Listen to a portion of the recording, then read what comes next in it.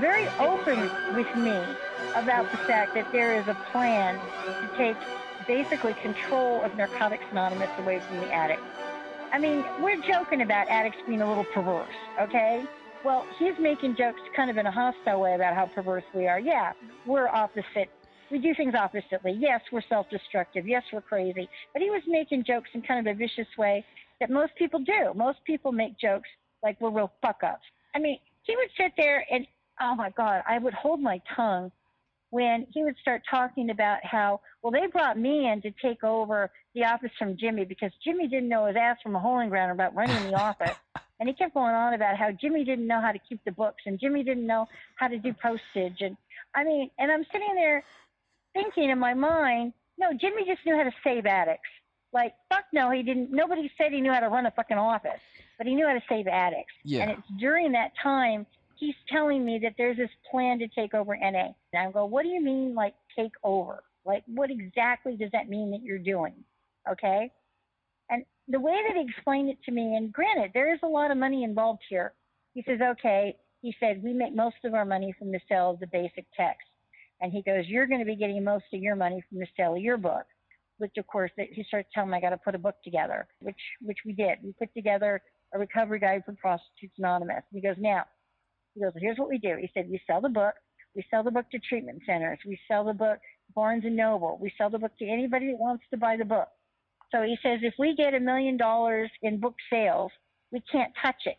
It has to go to the World Service Conference, and then the fellowship tells us how to spend that money. He said, my salary is determined by the World Service Conference, by the fellowship. So he said, whether I buy this stapler, he said, everything I do is dictated by the fellowship through this World Service Conference. He goes, now, he says, we're not happy about that. Because this is where he goes into the disdain for addicts. He says, do you think, we really think that millions of dollars should be decided upon by a bunch of fucking loser addicts? But think about it. The money, what's the money for? The money from the book sales is supposed to be to carry the message. And I still remember he kicked back, he stuck his feet up on the desk, and he goes, now, he said, if we want to change the vote and if we want to control the vote, he said, do you think we have a chance in hell under this old system? He said, think about it. He says, we have to go out to every single home group, and we're going to have to talk to every single person in that home group. And essentially, he said, there's no way.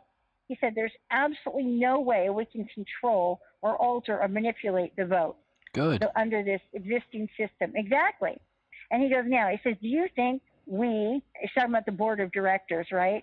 He said, do you think we like the idea that we're being dictated to by a bunch of addicts that might not even be clean tomorrow, that can't wipe their own ass? I mean, he's like really downing us. And he says, do you think we want them responsible for our jobs, for what we do with our money? Do you think we feel they know best? Bob says, well, we got to get the vote away from the addicts. So I said, well, how are you going to do that? You know? And he goes, well, he says, we've already started the process. And this thing called the concept. But essentially, let me boil it down to what a concept is. It's actually modeled after our government. You're going to love that. It's modeled after our government, which is the home group elects a representative that they trust to think for them. They get together and they decide what to do for the fellowship and what to do with the fellowship money. So Bob's telling me we're going to adopt the concepts. And I'm going, how? I mean, you know, we've been doing the tree. We've been doing it this way since, you know, for 30 years now that NA has been around. Yeah. And he goes, well, he said, we've got a plan, you know, and he starts telling me like step by step their plan about how they're going to get the fellowship to accept the concept. Okay. So he essentially like lays out, I swear to God, like his diabolical mastermind of how they're going to get control of the fellowship by getting the concepts. And then he says to me flat out, he says, once we get our people, and he said it too, he goes, once we get our people as elected representatives, he said, the rest is gravy. I said, so that's your plan. You're going to get your people in as the representatives and then get what you want. You know, like, yeah, that's the plan. And I hear this plan that they're going to set about to bring in the concepts and to take the vote out of the home group, basically change the service structure. Okay, because mind you, I'm friends with Greg, right? And I'm friends with Jimmy, and I'm friends with old school purist NAers. I don't know if I explained like exactly why they threw Jimmy out, because Jimmy has control of the literature. So when this money came in to start setting up all these treatment centers, they got to have a program. They have to have a program. And some states, by law, they have to have a 12-step program or they can't even get a license. And Jimmy went, no, I won't be a part of this system. In other words, the whole prison industrial complex, no. Jimmy wanted nothing to do with it, and he wouldn't lend his name to it, wouldn't lend his literature. So the solution was get Jimmy out of the way. Now, part of Bob Stone's plan is, how do you take control of the fellowship? He said, well, we've got to start with the training. They've got to start with the way that the addicts were trained. How do you start that? Right in the basic text. Like, I'll give you an example. This is what started the whole war, believe it or not. There's one line, and if you look in the ninth tradition of the basic text that we had up to 1989, it says right in the ninth tradition, all else is not NA. One simple sentence, all else is not NA. Now, this fourth edition had all else is not NA taken out of it. Okay, so now you got a whole generation of addicts that are coming in. It's the King James. It's the King James version. Bingo, you're getting it. And now this whole new generation, however, is being taught that the office is NA and that they are in charge and that they're supposed to be looking up to the office for God, not Jimmy, not the fellowship, not their sponsor, but the office. Okay, and how are they doing it? They altered the book. Now, the book that was on the tables when you walked into an NA meeting back then, you got the fourth edition that had been altered, bastardized by these guys at the office, right? Now, again, without an internet, okay, it was really hard to communicate with the fellowship at large that this book has been altered and why it's been altered. How do we communicate that? We can't set up a website. We're having to go like one by one, mouth to mouth, explaining they've altered the book, they're planning on taking over. We sound like we're freaking conspiracy nuts, right? Yeah. I mean, think about it. We sound like we're crazy. So how are we supposed to stop them? So Dave said, you know what? I'm going to print out the third edition revised, which is the last approved version. And he goes, I'm going to go out there and just start selling it. I mean, giving it away. And he goes, I'm going to tell addicts, don't buy the book from the office. We're going to boycott it. He says, we're going to boycott the book because addicts love a good fight, like right? That. So he says, we're going to boycott the fourth edition. Tell them we're not going to give any money to the office. We're going to boycott it, but they're going to need a book. He said, so I'm going to give them the baby blues. They were called baby blues. While this is going on, I sit down and have this really sort of long talk with Greg Pierce and Bo Sewell, because they're the two men that got the book written. So if anybody should know about this book, it's them, right? They're the ones that basically their blood, sweat, and tears got this thing done, you know? So I'm asking them, you know, like, does it matter if the book's altered? Does it matter at all? Okay. Bo said that he said one of his buddies had died of an overdose. So he says he's in this like supermarket line at 2 a.m, and he said the spirit of this addict that he used to know that had died of an overdose appeared to him and said to him, the blood of addicts is in this book. Please, you know, basically something to the effect of, please get the book done for us so that more addicts will live and not die. So he said he took that to be pretty profound, obviously. If you can imagine, it's pretty heavy. That's like the origins. That's like an origin story. It is. Oh my God. And it goes, yeah. And so, and then I told Greg, I said, what do you think about this? Greg said, Jody, he said, do you think words are what get an addict clean? And I go, no. He said, isn't it the spirit?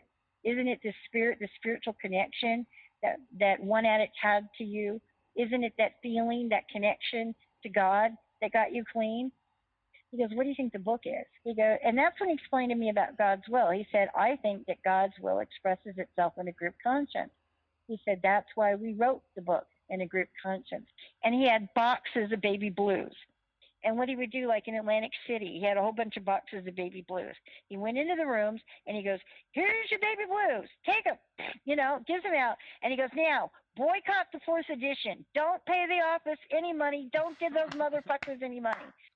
So this is the baby blues. Now, They lost over $10 million in 1 year.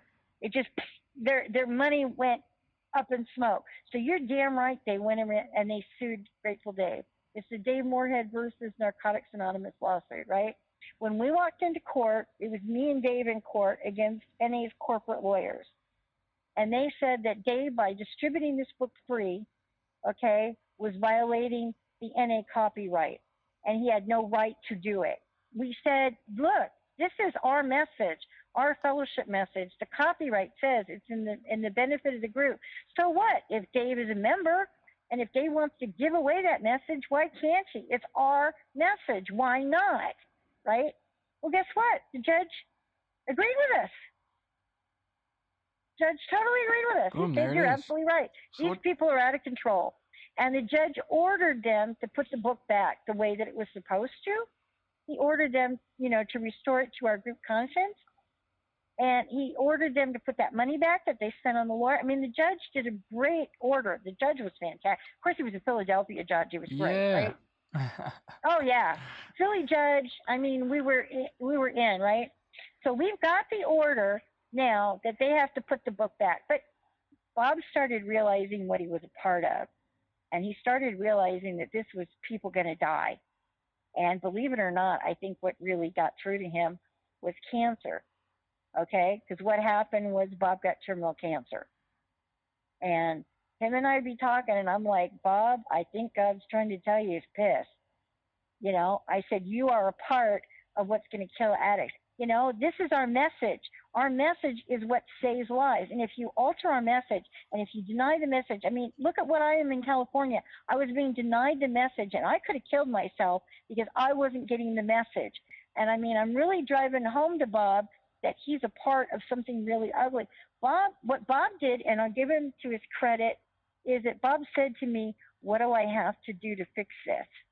And I said, well, for one thing, I said, people are saying that we're conspiracy nuts, that we're making all this shit up. And I said, I'm getting really tired of being called a liar. And I said, no offense, Bob, but you're getting ready to die. So what am I going to do? I said, I can't truck you all over NA. I said, I can't do that. You're too sick. There's not enough of you. I don't have the time. He said, so what do I have to do to fix it? I go, write it down.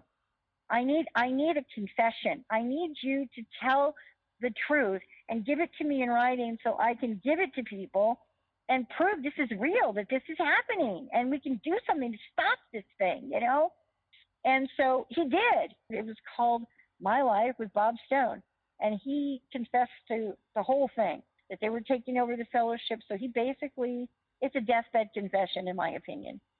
Of course, they found him dead in the desert not long after that, but hey, Hold on. I mean, so let's get.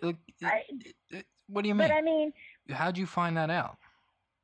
Find what out? That Bob was killed. Well, I just know that everybody kept saying they didn't know where he was. I mean, I'm trying to find him, and he's just gone, and I couldn't find him. And then Bo calls me up, and he said, "Did you see the death certificate?" Bob had been found. I think he was like naked with a garbage bag over his head in the desert. And he goes, what do you think about that? I said, oh, I'll tell you what I think about that. Because, I mean, come on. He had a change of heart. He was bucking the system. He was telling everybody what the hell was going on. Of course I know what fucking happened to Bob. Oh, my God. But, I mean, the death certificate kind of scared the shit out of me for a while. But then they it's ruled suicide. Oh, come on. You don't drive yourself out in the desert, put a bag over your head to kill yourself. Good old suicide again. It's every time. Yeah, tell me about it. I mean, at least I got the book down before he died, So here I am pregnant, coming back to LA right as the takeover, so to speak, is happening. Dave calls me up, Dave Moorhead, right? He calls me up and he goes, they're having WSC. You're in California. Get your ass down there. See, so Dave and I walked into WSC. I got Lawrence with me. Oh, man, I walked in there thinking we got this bitch licked, right? So now the judge, has ordered them to put the book back, that it is our book, it is our message, and they're supposed to be doing what we tell them to do, right? And I'm pretty confident we've got this order in our hand what's the big deal? The judges ordered it. Okay, so we Yeah. go trucking in there with the order, thinking we won. I mean, we were on like cloud nine. Okay, and then Stu was the guy. They replaced Bob with Stu. I can't remember his name. Stu Dort. I can't pronounce his name. Anyway, Stu something. I am dead serious. I was standing right behind Stu at the mic. He got up at the mic and he tells me, yes, we're going to make the announcement. And so he gets up there and he starts waving the order around. He asks me for the order, hand it to him. He starts waving it around and he goes, hey guys, we won, we won. And I'm, of course, thinking, yeah, we won. No, he starts saying, we won the lawsuit against Dave Moorhead. The vocal minority is what they used to call him. The vocal minority has been defeated. And I'm going, what? You know, like, I'm just, at this point, I'm even in shock, right? Because I'm like, how can he do this? How can he get up there and wave this thing around and flat out lie? This is not even a misinterpretation. That judge ordered everything back. We won. And all of a sudden, it was just that fast. Boom. Office one. He's lying to the fellowship. They're all cheering because, see, they're painting us out as troublemakers. And I look over to Dave and Lawrence, and I'm going, what? You know, like, so at that point, I make a go for the microphone. I was going to say that. Oh, my God. I make a go for the microphone. I knew you would. So guess what? They had security on me like flat. I mean, there must have been a foot between me and Stu. No, they knew you were. And I go for the microphone, and security comes in, boom. Next thing I know, I am being physically picked up and carted out of the airtail. 6 months pregnant, mind you. They didn't care. They did you were not pregnant. Care. They picked me up like a bag of laundry. God. You know, picked me up like a bag of laundry, carted me out of there. And I'm thinking to myself, like, did anybody notice that they just picked up a pregnant woman and carted her out of the frickin'... And, I mean, that's like my convention, too. How am I being carted out of this thing, right? That's unbelievable. Oh, it gets better because, of course, after I was locked out, what am I going to do? Again, no internet, no fax machine, no email. I'm trying to think, what the fuck am I going to do? So only thing I could do, Dave and Lawrence and I are out in the parking lot, and we went over to FedEx, or Kinko's. No, it's Kinko's at that time. We went over to Kinko's. And I remember we printed up something like 3,000 copies of the order. You know? And I love that. And they weren't going to let me in the room. That's fine. Because I stood there at the door where people came out, and I started handing out orders saying, Stu lied to you, Stu lied to you, Stu lied to you. And I mean, then of course security comes and tells me I'm completely banned off the total property. So at that point, then came the next thing, because after WSC, then, you know, as I'm trying to get the word out, and I call Ron up, and because he's on the newsletter, and I said, are you going to say anything in the newsletter about this? Because that's the one that goes out to all the groups. And that's when he tells me, I just quit my job. I'm moving to Missouri. You know. So I'm like, great. So they put some asshole in the newsletter. So then he goes, you know, they're having the meeting at the Bonaventure on Friday. And I'm like, for what? And he said, they're going to push through the concepts. I'm like, oh, no. What Lawrence and I did, and I will say I was glad that Lawrence was there at the time. You know, Lawrence took a phone. I took a phone. Because Lawrence is a purist like I was, and we were trying to save NA, right? So, you know, what happens is we called everyone we could think of. I mean, everybody in our phone book, we went around to groups, and we're telling them, please, go to the Bonaventure. We need your vote. We need you to stop these concepts from coming through. I don't know if you know what the Bonaventure is, but it's like a city unto itself. It's a maze just to get to the fucking room. So you walk in, and then how many people you think? I mean, there was, you know, one from every state, plus the alternates. So it must be at least 100. So and at the top of the stage is what's his name, Roy or Rick? What's his name? Stu. Stu was the one at the microphone. And so yeah, there's like maybe 10 people on each table, you know, and then they've got their little tags in front of them of who they're their regional delegate for, you know, and then but you know, we were at the tables to be counted on the votes. And the vote we got to the concepts. They were like, supposedly that was it. They were going to push through those concepts. The vote where all hell broke loose was on the concepts. I mean, I was there for this vote, and I am not kidding you. Yeah. Right before my vote, I get security saying, "Can I speak to you outside?" And I was refusing to go. And Lawrence even got up and tried to stop them, saying she's pregnant, let her be, kind of a thing. And then when I refused to go, they just picked me up and started dragging me out. And then, I mean, they're on you, and it's so quick. I don't know if you've ever had this happen to you, but it's just like that quick. Fused out. All of a sudden, you're out the door. I mean, I screamed out a couple times, I'm not going anywhere till I vote, something like that, and then all of a sudden I'm on the other side of the door. And they just shut it, locked, done. Shut it, locked, done. And I did start banging on the door, saying I demand my right to vote. Security's like, you've been asked to leave the building. What do I do? I'm going to be arrested. So now I don't remember who it was, but somebody came out another door, and he's saying, look, he said, this is not like the final vote. He said, calm down. He said, still got to go through another stage, So, I mean, he's basically telling me that this is not like the final end all be all and that there's another stage. Okay. And supposedly, the understanding was that it had to go through the board of trustees to get the final stamp of approval. Like, it's kind of like, again, the government, the way it's set up on the government, like the board of trustees has to approve this. So he's like, calm down. Even if you lose this, the board of trustees might veto it. Now, up to this point, Greg has been fighting them on this concept, and he's on the board of trustees. He was really battling them back on this concept idea because he knew once the concepts were in, that was it. It was over, right? They'll have control then. Yeah. And so of course I'm on the horn to Greg. And I go, Greg, I said, you're going to hold this back, right? You're going to stop them, right? And I mean, him and I got into a pretty bad argument. He goes, I'm tired, Jody. He said they've been at me for 3 years now. He said they're going to win. He said they've got this planned out. They've got it organized. He goes, I'm a cog in the wheel. And he said, I'm tired. He said they had been on him and on him and on him about changing his vote.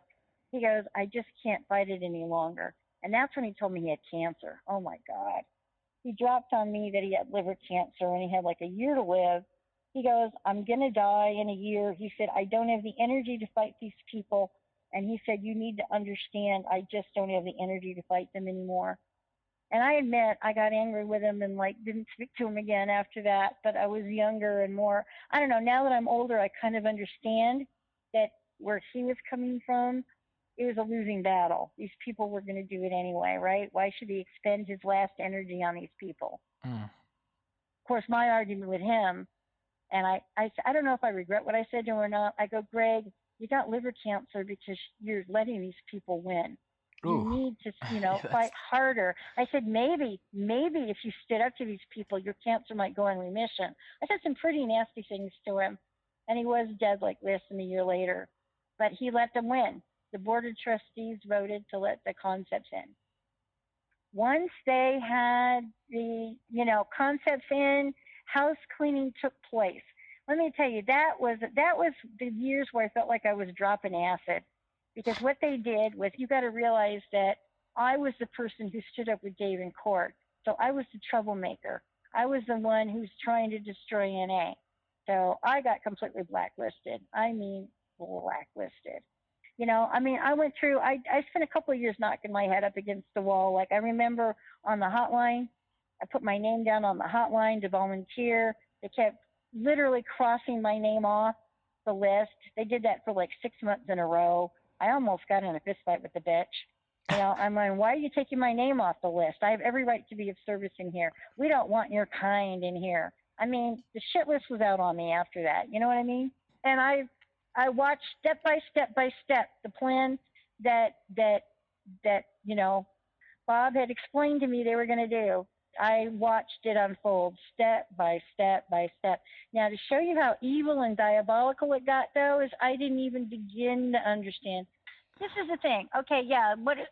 After the whole thing with the concepts, and then Greg died, and And then the blacklisting, you know what? It was a lost battle. Yes and no, because everything that I learned from NA is prepared me for when they came at me through the prostitution angle, because I'd seen it. I watched the whole takedown, takeover, da da da da da. You know what I mean? So what I did, being a paralegal that I am, is I took the corporate papers from AA and I took the corporate papers from NA, and I looked at them and I go, where did they go wrong? Where was the loophole that allowed these motherfuckers to take over the program from the founders and boot them out of their own fucking program, right? And I built into our paperwork an ironclad way that they couldn't do that to me. So, like little things like all of the copyrights and trademarks for any of the literature in Sex Workers Anonymous is in my name alone. I will not turn it over to the fellowship. My name. They got to get through me, in other words, right? I was able to block them. And I was able to push them back. And you know what? That tells me something. If I was able to block them and push them back, then NA can do something to take back their fellowship. And there's hope. You know? Now I need to let people know about how the recovery field has been taken over by these money interests, because addicts are dying because they're not getting the truth. People in NA that are part of the actual revolution There's probably so that many understand people. that, and they've told me, record this, give us a copy, and we want to do something about it. You know, they also is this other old timer that said, you know, when we talk about it, people just write us off as crazy or conspiracy nuts, whatever. He goes, you saw it, You were and there. he said, if you can get it out of what you saw and let us do the rest about educate, you know, raising the awareness. They're like, they believe that they can take back the office because I'm going to turn these tapes over to them. They're going to run with it. They're going to get it out there to the fellowship so that they can understand what's going on and do something about that, because they're not even aware. 99.9% of the fellowship does not even know about this takeover and what they're doing. This loss, they don't have a clue. They just know that NA is not working. And I keep getting this opinion that they know something's wrong, but they can't put their finger on it. Now, I think when they get their finger on it and they get a handle on it, and then they do their own homework and their own investigation, I think NA's got a reckoning coming. Oh, but we yeah. got to get the truth out there. Knowledge. And there's a reason why I saw everything that I saw. I'm sure there's a reason why I saw all these things at the time that I did. You know what I mean? So, Yeah, you've seen and it. that's to get the truth out there about it. The truth can really make a difference. It is. You know?